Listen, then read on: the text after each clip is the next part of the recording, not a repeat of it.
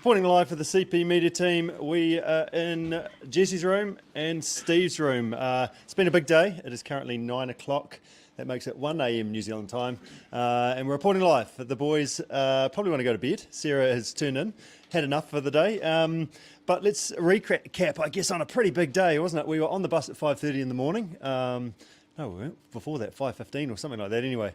And up the hill, and we started with a bike ride straight away. Anything else to report before the bike ride happened? No, not a huge amount. No, breakfast. Just a big bike ride? Yeah. Big bus ride, sorry? Yeah, big bus ride up a few windy roads, a couple of dodgy overtakes, but nobody was injured, so that's all right. Yeah, that's right. So on the bike, we were all feeling pretty good this morning. Would you agree with that, Steve? Yeah, 100%. Yeah, definitely agree. I think everyone was feeling pretty good on the bike this morning. Yeah, that's right. So we're straight up the hill. The last year we did the same bike ride, but the start of the hill was actually all still gravel, wasn't it? Whereas this year it was all sealed. Definitely made for a much easier climb, didn't it, early on? Yeah, it certainly did. A few of the climbs were a bit recognisable, and definitely that sealed road was a lot better than a bit loose gravel. That's right. And Sarah was off like a rocket this morning. I feel like she did that last year as well. She just took off and we kind of zigzagged away up the field and we just kind of followed her really for a bit until, I don't know, 15 minutes in or so. So we went on the toe a little bit, and as we still continued to climb, it was a pretty solid climb. It wasn't that much. How would you describe the climb for a start, Jesse? There was a lot of sweat lost. Sarah did get mentioned. I said, you might have to tone it down a little bit because she was definitely climbing away from us for a while there. Yep, she was doing super well, wasn't she? And got up the hill, and it was sort of lots of ups and downs. So we did lots of vertical meters, but some of those were off the back of a sort of pretty fast downhill that you got up the hill a bit more. So, I mean, we were going pretty well, all in all, and the team was climbing well and riding well as well. How are you feeling, Steve? Yeah, I'm feeling really good today. Yeah, much better than yesterday, that's for sure. Yeah. Bike set up, lift the seat a little bit. That all that stuff helped. 100%. Yeah, 100%. Nice. So we got to the top of the hill and we could see the dam, couldn't we, down the hill to our left. Descending, you were, I think, in front, Jesse. I was just at the back. Steve, you were, and Sarah sort of went down the hill, and Sarah cut the corner. Not really cut the corner, but there was a pothole the size of probably a car tyre, wasn't there? And she, unfortunately, I don't know, pretty much middled it. Maybe something like that. Didn't get it 100% right, and unfortunately Sarah went over her handlebars, skidded across the road, and landed in the ditch when I saw her. And you actually run her arm over as well, Steve, because you're right behind her. I did. Yeah, I had to quickly go left, otherwise I was going straight over top of her. Right. So I managed just to skim her arm, unfortunately. Right. Yeah, that's pretty tough. So she obviously beaten up. She was didn't lose a lot of skin. She's got a bit off her elbow, dinged her knee up quite a lot. So that's pretty much why she's gone to bed now. And her bike's derailleur was pretty messed up as well, wasn't it? There was no pedaling to be done after that, but it was pretty much all downhill to the dam, through a tunnel, and sort of pushed her away and sort of got to the next transition after that. What were your thoughts of that stage, Jesse? Who was going to ride her small bike? What was wrong with it? But once we had a look at it, it was cooked. So there was no way that she was pedaling that until it had a bike mechanic look at it. Yeah, that's right. But she's pretty tough, eh? Like, she did pretty well, got herself up, dusted herself off, and we sort of got down to that next transition, and that was off for a raft. There wasn't a lot of footage of the rafting. It was flat. It was about, I don't know, how far did we paddle? 3 Ks. Felt like about 20. Yeah, it was not enjoyable. It wasn't a pleasure, was it? Using cricket bats for sort of paddles, and unfortunately our boat was taking on a bit of water as well, so we kind of got slower and slower and deeper, so kind of struggled on that paddle section. Yeah, definitely. So the rafts aren't like a big river raft that you'd imagine. They're like a blow-up warehouse. They've still got sort of canvassy, like it's hard rubber, haven't they? But they're small for 4 probably, eh? Yeah, they're a small two-person raft. Yeah, that's right. So just kind of battled our way around the lake, got ourselves back out of the lake, and I guess assessed Sarah's bike, and the next ride was basically pretty much all downhill to the caving section, really, wasn't it, at that stage? So Sarah managed to kind of just battle on. I pushed her, you towed her up the hill a bit, and we kind of got there not too badly. Yeah, it was good that it was that section of track, because predominantly was downhill, so a few pushes, a few tows, and got there slower than we wanted to, but we got there, so that was the main thing. Yeah, we were going great guns on the bike early, weren't we? We were sort of right, I don't know, top 10-ish or something like that, but then with the raft issue and obviously with a bit of a crash, we kind of dropped back a bit, and down that hill there was I don't know, it must have been 40 odd riders coming down that hill together, which was pretty busy, wasn't it, Steve? She certainly was, Rich. Yeah, yeah. Yeah, that's right. So got down there, and then time was off, and sort of chance to get our gear sorted and get ready for the caving. Steve, we went through that last year. How did you find the caving section? It's probably my most fun part of the trip so far. Yeah, just something different that you wouldn't normally ever do, and the abseiling and creeping over rocks with the head torch, and yeah, it was so cool. I loved it. Really enjoyed it. Yeah, and what about the swimming across the pools as well? Yeah, you put a bit of my triathlon bit into there, eh? So no, it was good. It was refreshing at times. Yeah. You used your swimming skills from back in the swimming sports days, Jesse, and held onto the lane rope and caught Steve up as he was trying to swim. Yeah, there was every little bit of help I could get was getting used in there. To get across. And, I mean, there were some tricky bits, a bit dodgy at times when we sort of had to get ourselves down the rocks and things like that, but got there all in all. And how were you feeling towards the end, Jesse? Yeah, not too bad. It was good getting out of that cave. It was just sort of starting to get to that cold point, but got back out into the sun.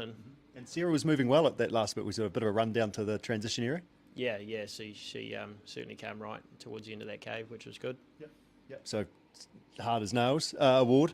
And then we had time off, and we hung out there for quite a while, didn't we, before we carried on? Yeah. And then that wait for the bus, and then the bus trip back, and I was holding on, so that was yeah, that's right. So that's right. So we were hung on for a half an hour or so bus ride, and then we had we skipped the last run that we did. That was 20 odd k's last year, and it was pretty much just a dash through town for 1.6 k's, mostly uphill. How hard were you going there, Jesse? Hard enough. I think I had a little bit left in me, but certainly just sort of pacing it, so didn't want to blow.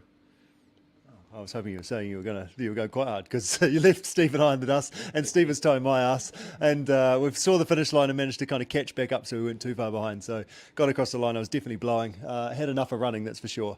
I think Jesse slowed down for us there though at the end though. Yeah, I was trying to think that he didn't, but yeah, I think he did, didn't he? He was running really well, sort of towing Sarah at the same time. So yeah, job done, and 2-hour bus ride home. So that took a fair bit of time out of our day, and then off to sort the bike out. How'd the bike repair go? Talk us through that.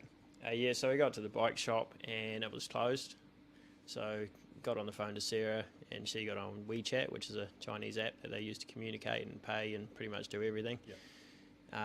She found the bike mechanic's number, or the owner of the shop, and messaged them, and they come hooning down on their scooter and turned up, had a look at the derailleur and said that's no good. So they pulled one off a brand new bike on the shelf and chucked one on there for us. Just like that. What did that cost? 400 Chinese yen, which is about 100 New Zealand dollars. So yeah, maybe Scotty Brown's you a bit steep there on your prices. And a call-in fee as well, sort of to come in from home to be able to do that. $100. That's pretty good, isn't it? So we've got a functioning bike, and we've bandaged Sarah up. I was on the phone to Tash, and she sort of told us to do that and do that, do this and that, and so she's bandaged up as well. So we should be pretty good to go for tomorrow. How are you feeling for tomorrow, Steve? I'm feeling really good actually. Yep. Yeah, no, feeling good. Nice. Talk us through tomorrow. What are we up to? It's a busy day. Start off with a run onto the mountain bike, raft, another run, and then probably a 3.5 to 4 hour grovel in the kayak. Yeah. With a portage in there as well, a flat water paddle and a bit of down river, hopefully, with some flowing water. Yeah, a couple of k's of dragging the kayak up a hill and then back down to the other side of the dam to find some moving water. Yep. And then get to the end, and we've got the abseil to look forward to, and then a bit of a run to the finish line. Yeah, the abseil should be good, and then about 1 kilometre to the finish line. So we dropped a few places today. What do you think we're shaping up for tomorrow? Like, I didn't have a look at the times, but definitely in the boat. If we all paddle well and going strong, we should be able to pick up a couple, hopefully. Yeah, that's the plan. So it's bedtime now, so you guys go and get your beauty sleep. It's a big day tomorrow, and well done on a big day today. Yeah, no, looking forward to tomorrow. Good job. Well done, Steve. Cheers, Jesse. Cheers. Good stuff. There we have it. The more enthusiastic crew, we're going to assess that over the next 5 or 10 minutes or so. There was a bit of tiredness in my camp earlier on, but based on the chest bumps and the enthusiasm going on to the caving, I'm sure you guys are going to be better to talk to right now. Looking good. You're all here anyway. That's the start. So, Kieran, tell us about your day. How did your day unfold? Yeah, no, we had a pretty good day. We had a little hiccup in the middle, which, it was just part of racing, I guess. But apart from that, we had a real smooth day. Tell us about your hiccup. I'll let Meg do it. Okay. Yeah. Right. Meg. Tell us about your hiccup. I think there's going to be swear words. We throw people under the bus with this one. So there we were. We'd just come off the bike. That was our first leg. And then we went to get into our rafting gear. And we only had 2 out of the 4 PFDs. So we'd had a little bit of a chat with the crew. Something got lost in translation. We thought there'd be a bunch of PFDs where we were going to be, and there weren't any there. So 18 minutes later... Were there any other teams that had the same problem? No, just us. We had a special one.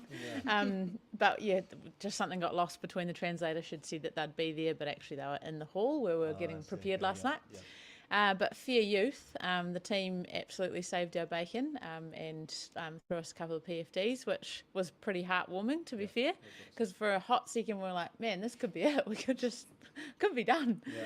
So that was a bit of a roller coaster, and then we managed to just spend the rest of the day picking teams off. So that felt pretty good. Yeah, that does feel good, doesn't it? So how did you go on the paddle? We were just finishing the paddle actually, and we were like, what are these cheeky guys doing? They're actually not getting in with the boat rampers. They're sort of walking along the edge, which was a much better idea. Whose idea was that? Who came up with that one?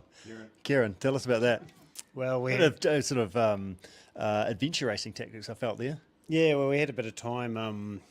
We had 18 minutes up on the bridge, sort of waiting for the top teams to come in so we could flog their PFDs. So I was just sort of watching tactics and what people were doing, and so I saw a team scoot down the side and leapfrog 2 other teams. So I thought, we'll try that. Yeah, good. So that probably, of the 18 minutes, maybe took 1 back. seconds. Something like that, at least that anyway. Look good. Oh, cheers. Yeah, that's looking good. That's all right. Nice. And tell us about the caving. Tell us about that. That's the last time we saw you. Haven't really seen you since then. Nat? Yeah. The caving was amazing. It was dark. Lacking brain power now. It was wet. I decided to wear a long sleeve polyprop and my PFD to go into the cave, and then immediately regretted it because I got so hot so quickly. It was hot, wasn't it? Yeah. Oh my goodness. And then got a bit chilly, swimming through the multiple water parts, and then out the other side there was probably, I don't even know how it was, a K and a half run, maybe less. It's just in my head, it felt quite long. And then I overheated massively, and then threw a small tantrum when I was like, oh my god, I need to get this stuff off, and it got stuck and I couldn't get it off. I was like, help me, I'm so hot. It was so hot. Like, I had my gloves on. I was like, I'm taking my gloves off because I'm too hot. So at that stage, I nearly keeled over. This is one of those things. My shoelace was undone. I was running with a harness and a figure of 8 flapping around, and then my PFD. Yeah, it wasn't pretty. Yeah.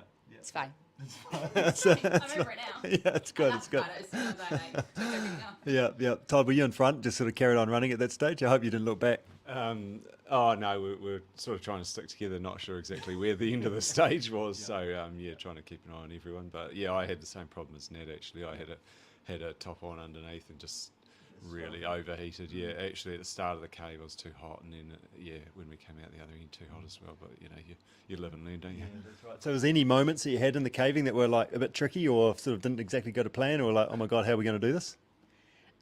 It actually felt like this is someone else's words, but a goat pass underground, with a little bit of a what's the cave? Howard's Hole kind of mixed in there as well. So not really any tricky bits. We worked pretty well as a team and moved. We picked off 4 teams in the cave, so good on you. we're pretty. Because everyone started 5 minutes apart. Yeah. So you took 20 minutes out of those teams in front of you. That's impressive. Yeah, we're pretty happy with that, and we'd spend a bit of time going over systems, and we're just moving well, I think, and laughing while we're doing it. So I think it was cooler, so that temperature drop, we all sort of hit our stride. A bit more Kiwi sort of based, a bit more sort of home. Would you say? Yeah, it was just epic. It was amazing scenery. We had, I think, a 30-metre abseil and 20 maybe. Yeah, but it was amazing. Yep. Amazing. I didn't tell this story. I'm not sure if I've told you guys, but on that 20-metre abseil, that big one, got sort of down there, and Jesse said, have you got your phone in your pocket still? I was like, I think so. And I felt for it. I was like, no, I don't have my phone in my pocket still. And he said he saw it falling down, and it landed. I thought it might have hit the guy below, straight below. I was on the far right, and got down the bottom. Did you see my phone? Is this like, because he doesn't speak English, obviously that's not very useful. And he was pointing into the pool, like just below him. So that wasn't very good. So, okay, right. So where did it go? Just out there a bit. And it's like way steep. Like it's not, and it's all murky and things. But I had it still on. So I thought you might be able to see but you couldn't see anything. So he's like, no, back a bit, left a bit, no, forward a little bit. Yep, there. And I took my shoe off, felt around, and then my phone was in the water. Job done. How good is that? So carrying on with a waterproof case, and we're back live again, rolling. And then got down the cave because it's like, holy shit, better get rolling, because we said, like, Sarah, just carry on, we'll sort this out. And then they started yelling. It's like, you can't be yelling at us, must be the next team, can't be yelling at us. Still yelling, they're still yelling. I've left my ATC behind, so the descending device. So, oh no, right, back to get that. And then all on to try and catch people up again. So yeah, that was a little bit interesting mid-cave, but not ideal, but made it. So it's all fine, nothing to see here. And then time was off after that, after the caving section. How were you guys feeling at that stage? Hot. Yeah, really hot. After I threw everything off. Yeah. How long did you have to wait before you got on a bus? We were straight onto the bus, so 2 minutes, and then took 20-minute journey or something, to the next run, and then probably had to stand around for about 20 minutes to wait for our turn to go. Yeah. And did you do some warm-up drills, some sort of A's and B's and sort of sprinting drills down in the physio? Rubbing shoulders. You can do this, Kieran. Well, no, Nat had me in a bit of shade and rubbing my calf, trying to sort it out for the mile run. So, did you do a new PB in the mile? Maybe with Todd Tomey. I'll have to check out the gum. It was uphill, so Todd had it up against it there. How did your mile go, Todd, with Kieran on the back? It was just it was hot. You know, we finished the cave literally straight on the bus as soon as we got our gear off. And then it was sort of hurry up and wait when we got off the bus, waiting for the other teams, because they start everyone at 2-minute intervals in the order they came out of the cave. So a bit of waiting, and just sort of initially starting off the run thinking, shall we take the shortest line around this bend, or shall we go the long way and stay in the shade, because it was so hot. It's probably faster to go longer. We took the short route. It was only like a mile, K and a half or something like that. So just tried to get there as quick as we could. Steers to finish, and we're looking good at the finish line, Meg. Did you have all your stomach contents on the right side of your body for the day today? I did, actually, and you'd have to ask my team, to be fair, if I was looking good by the end. But we got in a very subpar-looking pool of water. I walked past and I was like, oh no God. Just legs, with some big floaty ice pieces. So just like, I don't know, we'd been having some good banter with some of the crews around us today, so it felt like the right thing to do. So we're looking pretty good, I think. Yeah. And there was a 2-hour bus ride to get home. That was a long bus ride, wasn't it? Definitely was. We made the most of it, though. We made sandwiches. We got given sort of a half a loaf of white bread, which we weren't too short to do with. So also got some white chocolate, which we melted into that. Oh, okay, good. Because it was melted because it was in the sun, and then a half banana. And so that was actually delicious. Okay, yeah. Good job. Tips. That's right. You'll know for next time. Making the kids' lunches. Yeah, no, beautiful. First time for everything. Nice. And how we feel? All right, you guys got your gear all sorted down at the gear shed. Are you ready to roll? Kieran? Oh, sorry. I think so. We snuck in there just before the cut-off time, got all our gear sorted, and it's going to be a big day. I think the sort of predicted fastest times will be about 7 hours for the day. So, big day, another hot one, I think. So, and sort of covering all disciplines as well. Starting off with a run, bike, what do we got? Raft, run. Kayak, big kayak, and then abseil to finish. So a bit of a run to finish as well. A bit of a run, just another wee run, just for good measure. But I mean, you guys come here to say, could we actually finish this? And now you've done day 3, we're into day 4, so you've got to be pretty happy with that. Yeah, stoked. Yep, one more day, big day, but no, get through. Nice. I'll be let you guys get to bed, get some beauty sleep. We've got a job to do tomorrow. Yes, correct. Well done. Okay, team. Well done. Take care. Thanks. Over and out.